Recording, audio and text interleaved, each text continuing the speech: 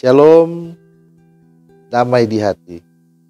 Saudara-saudara yang dikasihi oleh Tuhan kita Yesus Kristus, puji syukur kita panjatkan kehadirat Tuhan yang Maha Kuasa, karena oleh kemurahan dan kasih-Nya saja maka kita boleh ada sebagaimana kita ada sampai dengan saat ini. Teristimewa ketika di saat ini kita hendak belajar lagi dari firman Tuhan dan membaca, merenungkannya lewat materi menjabarkan trilogi pembangunan jemaat. Minggu pertama bulan Juli tanggal 3 sampai dengan tanggal 9 Juli tahun 2022. Dan karena itu, sebelum kita memulai membaca dan merenungkan firman Tuhan di saat ini, mari kita mohon kekuatan daripada Tuhan. Kita satu di dalam doa, kita berdoa. Bapa di dalam kerajaan sorga, kami bersyukur untuk nafas kehidupan yang sudah Engkau anugerahkan bagi kami, sehingga kami boleh beraktivitas sampai dengan saat ini.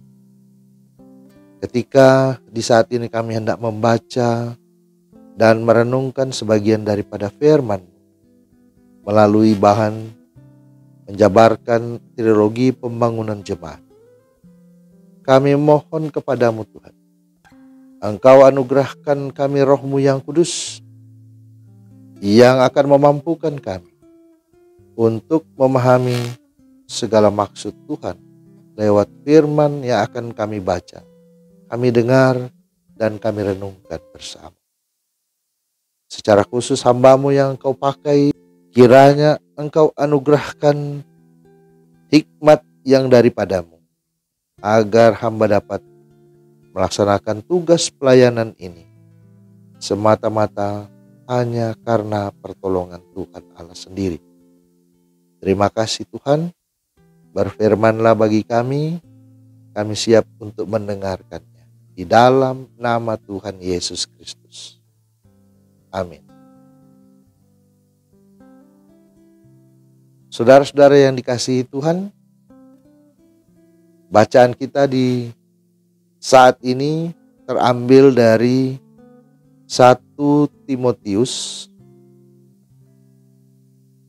pasal 1 ayat 3 sampai dengan ayatnya yang ke-11. Surat Paulus yang pertama kepada Timotius pasal 1 ayat 3 sampai dengan ayat yang ke-11. Tertulis demikian. Ketika aku hendak meneruskan perjalananku ke wilayah Makedonia, aku telah mendesak engkau supaya engkau tinggal di Efesus dan menasihatkan orang-orang tertentu agar mereka jangan mengajarkan ajaran lain ataupun sibuk dengan dongeng dan silsilah yang tiada putus-putusnya, yang hanya menghasilkan persoalan belaka dan bukan tertib hidup keselamatan yang diberikan Allah dalam iman. Tujuan nasihat itu ialah kasih yang timbul dari hati yang suci, dari hati nurani yang murni, dan dari iman yang tulus ikhlas. Tetapi ada orang yang tidak sampai pada tujuan itu dan yang sesat dalam omongan yang sia-sia. Mereka itu hendak menjadi pengajar hukum Taurat tanpa mengerti perkataan mereka sendiri dan pokok-pokok yang secara mutlak mereka kemukakan.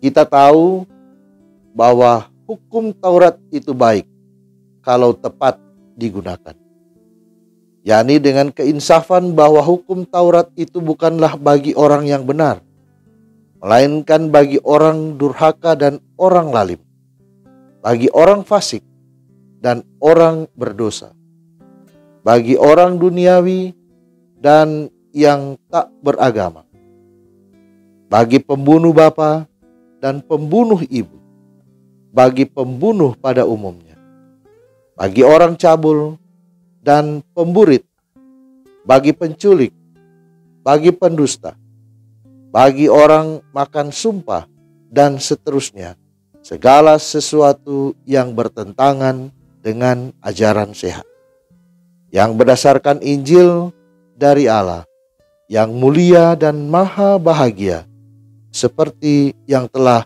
dipercayakan kepadaku. Saudara-saudara sekalian, demikianlah bacaan Alkitab kita di saat ini. Dan selanjutnya saya akan membacakan bahan bacaan dari menjabarkan trilogi pembangunan jemaat untuk tanggal 3 sampai dengan tanggal 9 Juli tahun 2022. Alasan pemilihan tema.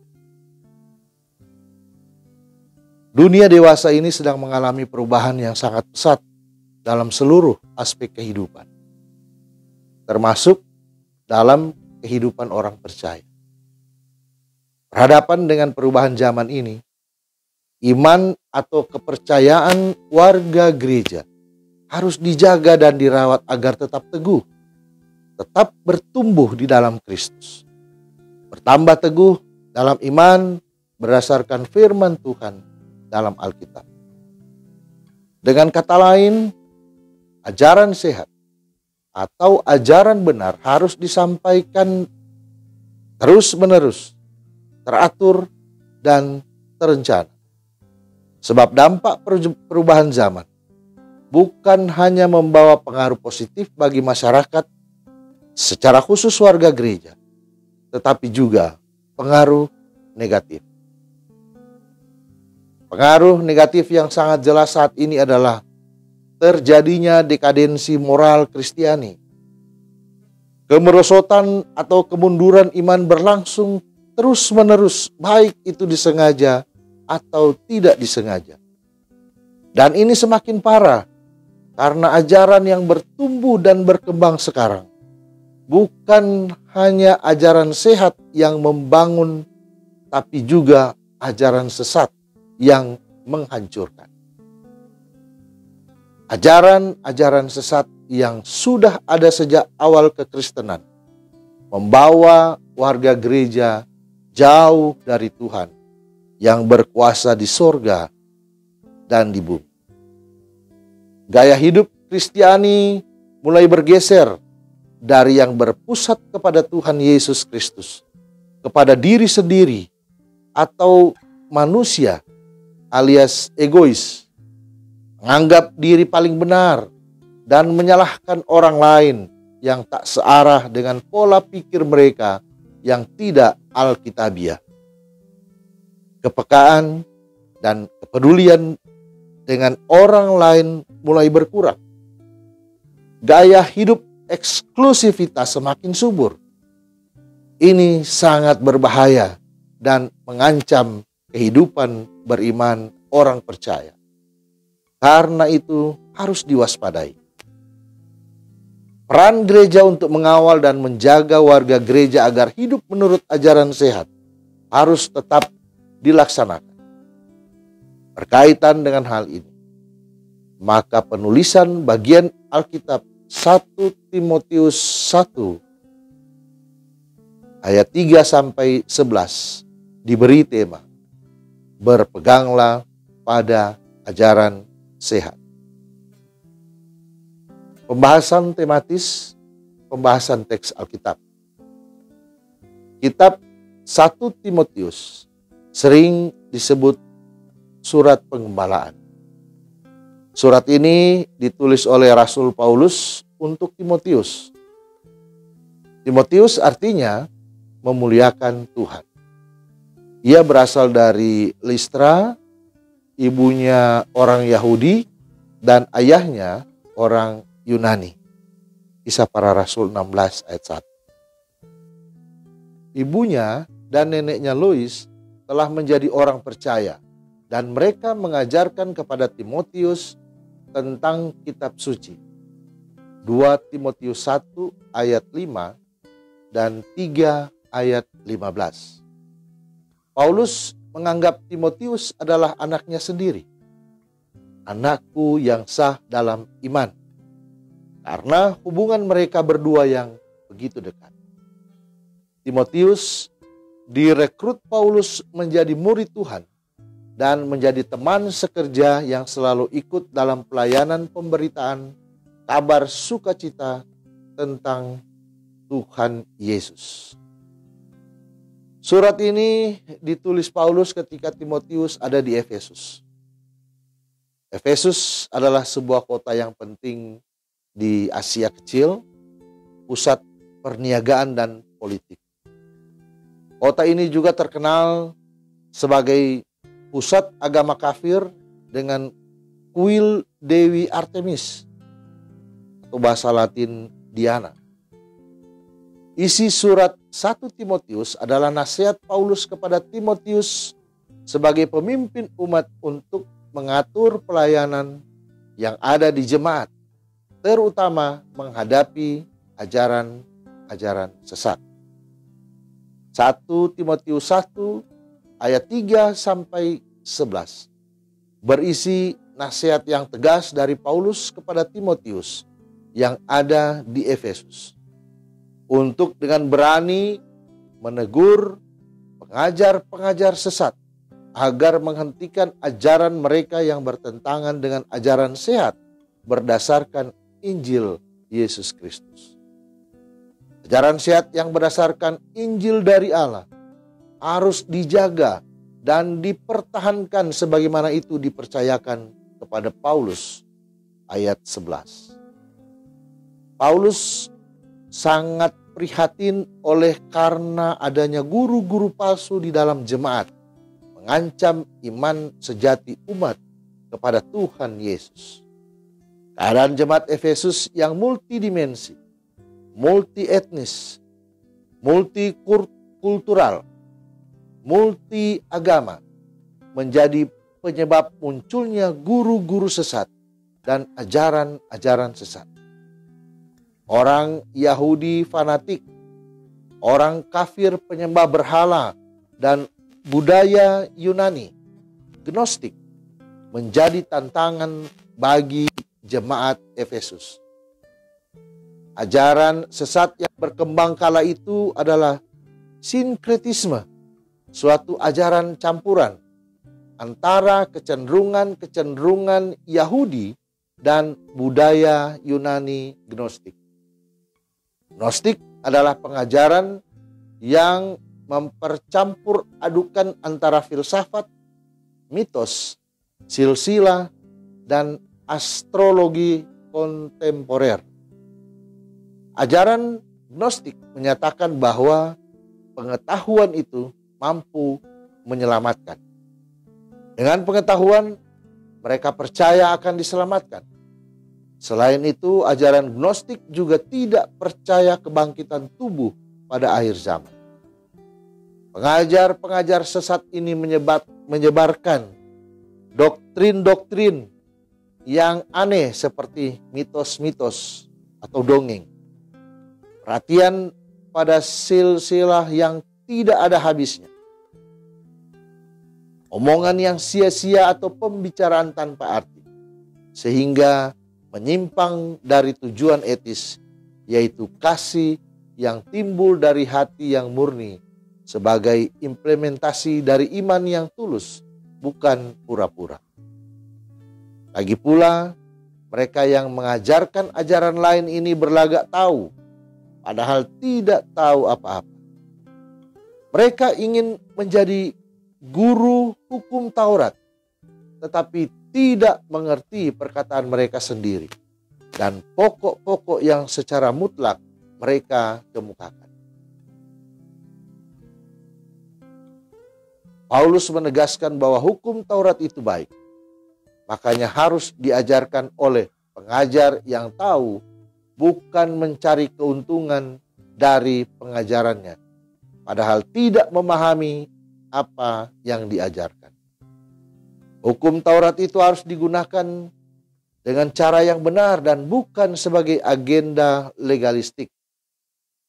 Hukum Taurat tidak dimaksudkan untuk memberi umat percaya suatu daftar perintah, tetapi untuk menunjukkan kepada orang-orang yang belum percaya tentang dosa mereka dan membawa mereka pada ajaran yang sehat atau ajaran yang benar berdasarkan Injil dari Tuhan Allah. Dan inilah yang telah diterima dan diajarkan oleh Paulus. Paulus tidak menghendaki guru-guru sesat membodohi umat Tuhan yang telah menerima Injil dengan ajaran sesat. Ajaran sesat bertentangan dengan ajaran sehat. Ajaran sesat membawa orang pada kebimbangan dan kebinasaan. Sedangkan ajaran sehat membawa orang pada kepastian, yaitu pengetahuan yang benar tentang Tuhan Yesus Kristus dan firman-Nya. Makna dan implikasi firman. 1. Di tengah zaman yang berkembang dan berubah sangat pesat serta cepat, gereja hendaknya bergerak dinamis dan aktif di bawah tuntunan Roh Kudus, mengajarkan dan menyampaikan ajaran-ajaran sehat berdasarkan Alkitab melalui program pelayanan, agar menghasilkan warga jemaat yang bertumbuh dalam iman dan tidak mudah dipengaruhi oleh ajaran baru yang menyesatkan. Maka kita hanya berorientasi kepada Tuhan, bukan kepada diri sendiri. Seperti egoisme atau mementingkan diri sendiri, hoax, menyebar cerita bohong, mamonisme, semua hal yang diukur dengan uang, hedonisme, mementingkan kenikmatan, dan konsumerisme, boros dan loba. Yang kedua, gereja terpanggil untuk terus meneruskan melaksanakan program pembinaan warga gereja dan pengembalaan sehingga pelayan khusus kolom dan bipra yang adalah kekuatan gemim selalu diperlengkapi untuk selanjutnya menginspirasi anggota jemaat semakin rajin menelaah kebenaran firman Tuhan dan menolak dengan tegas ajaran yang menyesatkan sebagaimana model pembinaan yang dilakukan Paulus kepada Timotius. Yang ketiga, berpeganglah pada ajaran sehat. Adalah ajakan tetapi juga perintah kepada warga jemaat untuk selalu hidup sesuai dengan ajaran sehat. Adalah ajaran yang berdasarkan firman Tuhan dalam Alkitab, yang mengarahkan hidup pada jalan yang benar. Di luar ajaran sehat yang didapati hanya kebinasaan. Pesan moral ini mengajarkan warga jemaat untuk waspada, tidak lengah, sekaligus menutup rapat kesempatan dipengaruhi ajaran sesat dan tetap berkomitmen hidup menurut kehendaknya. Dalam 1 Petrus 5 ayat 8 sampai 9a dituliskan. Sadarlah dan berjaga-jagalah. Lawanmu si iblis berjalan keliling sama seperti singa yang mengaum-ngaum dan mencari orang yang dapat ditelan. Lawanlah dia dengan iman yang teguh. Saudara-saudara yang dikasihi Tuhan, demikianlah pembacaan materi menjabarkan trilogi pembangunan jemaat untuk tanggal 3 sampai dengan tanggal 9 Juli tahun 2022. Kiranya ini menjadi bekal untuk kita semua dalam melaksanakan perintah Tuhan di tengah-tengah aktivitas kehidupan kita. Sekaligus menjadi bahan bagi kita selaku pelayan khusus. Bahkan orang-orang yang dijadwalkan untuk memimpin ibadah di minggu 3 sampai 9 Juli 2022. Tuhan memberkati kita semua. Mari kita berdoa. Terima kasih Tuhan untuk firman-Mu di saat ini. Sambil kami bermohon, Tuhan menganugerahkan kami kekuatan, kemampuan, agar dapat melakukan apa yang menjadi kehendak Tuhan. Lewat firman yang sudah kami baca dan kami renungkan bersama di tengah-tengah aktivitas kehidupan kami. Terima kasih ya Tuhan. Di dalam nama Tuhan Yesus Kristus, kami bersyukur kepadamu. Amin.